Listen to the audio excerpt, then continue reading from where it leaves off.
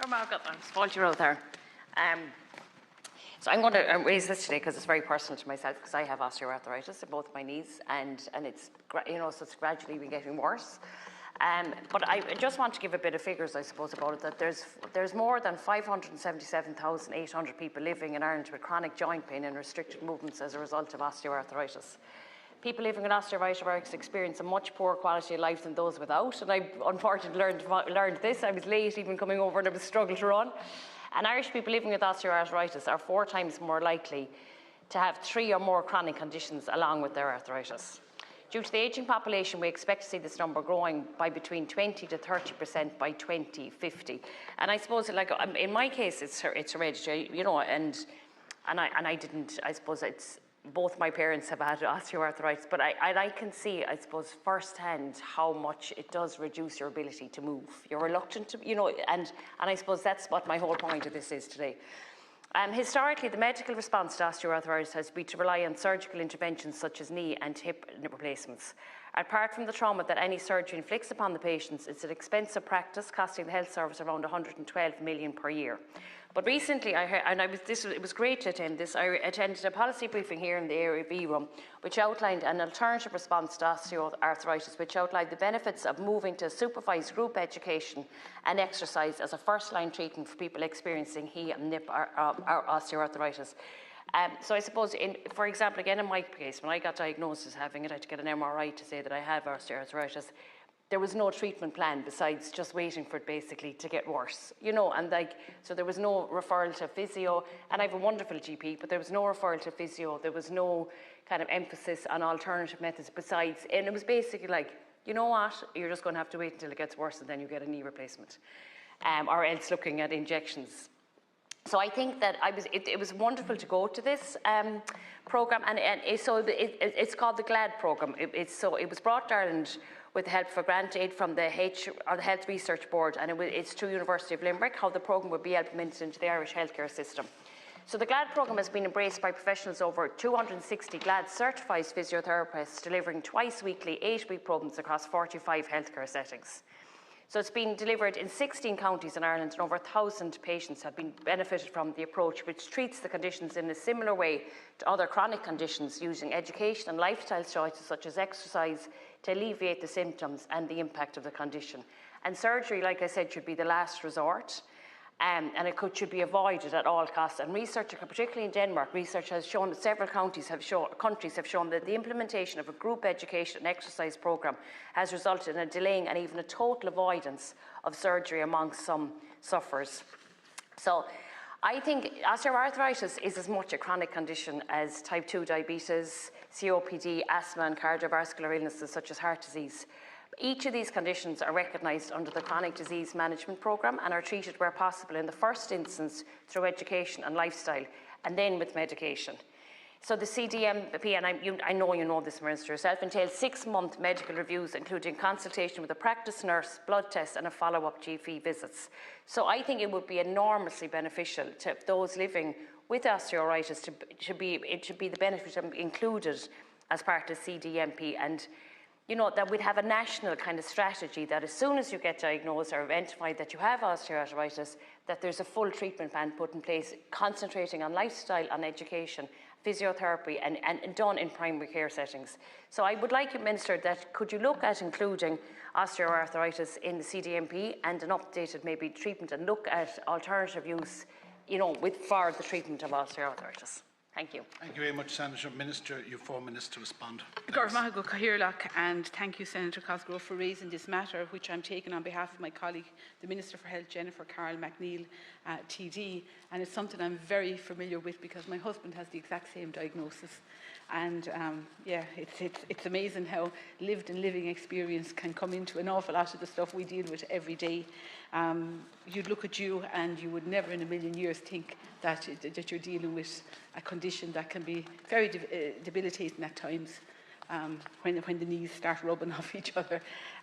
So as provided for under the 2019 GMS GP agreement, the GP-led chronic disease management programme was rolled out to adult medical card and GP visit card holders on a phased basis from 2020.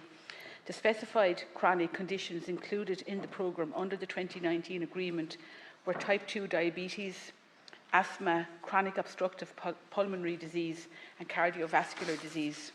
The 2023 GP-GMS agreement then expanded the CDM programme to include adult GMS patients with hypertension and all women diagnosed with gestational diabetes or preeclampsia.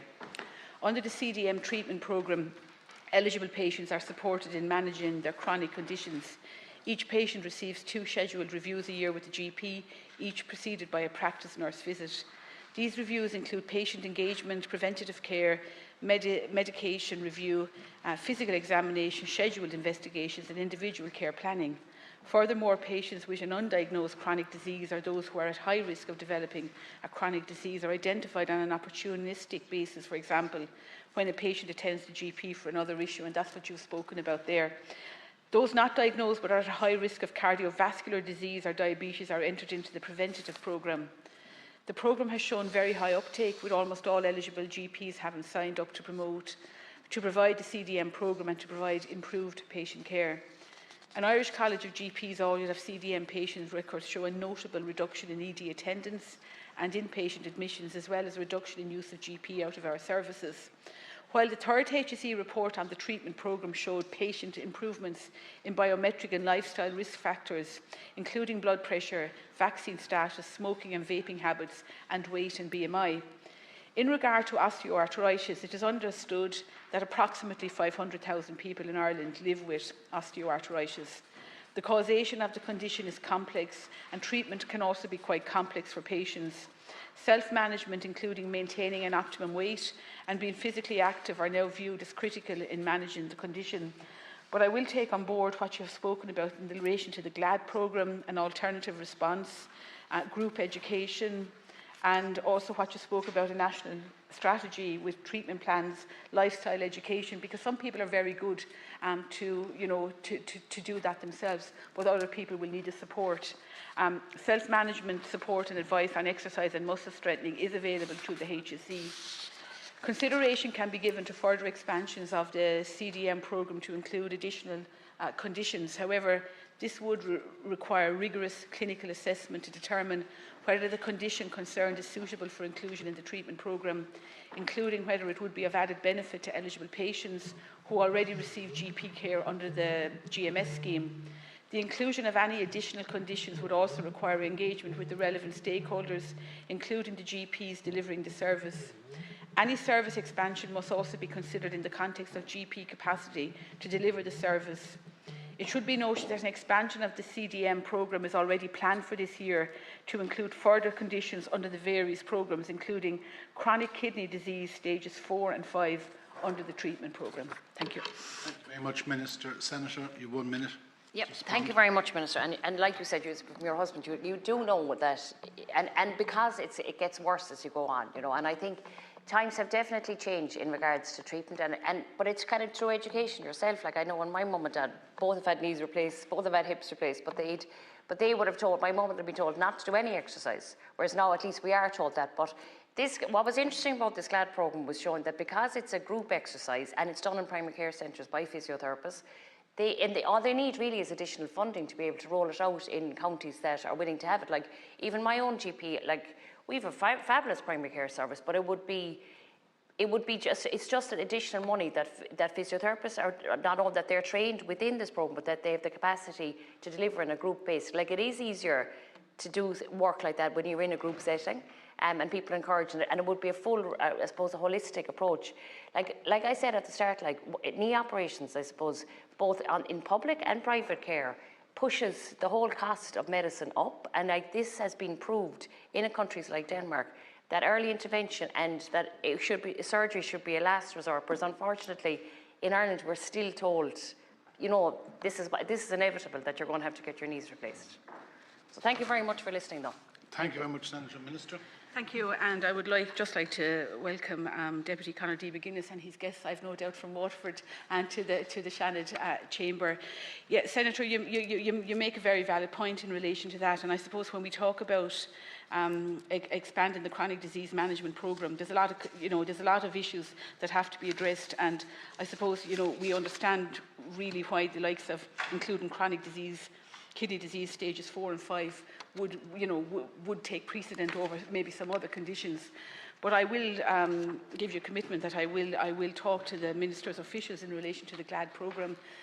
You are right, we learn an awful lot differently in relation to how you deal with individual conditions. A lot of walks are taken in the Portlaw Woods now as against the softer ground, as against the hard ground of the roads. We learn an awful lot in relation to that. And I thank you for raising this issue, because I do think we have 500,000 people in Ireland with a diagnosis of osteoarthritis. It's something that merits discussion, and I will take it back. Thank you. Thank you very much, Minister. Thank you very much, Senator.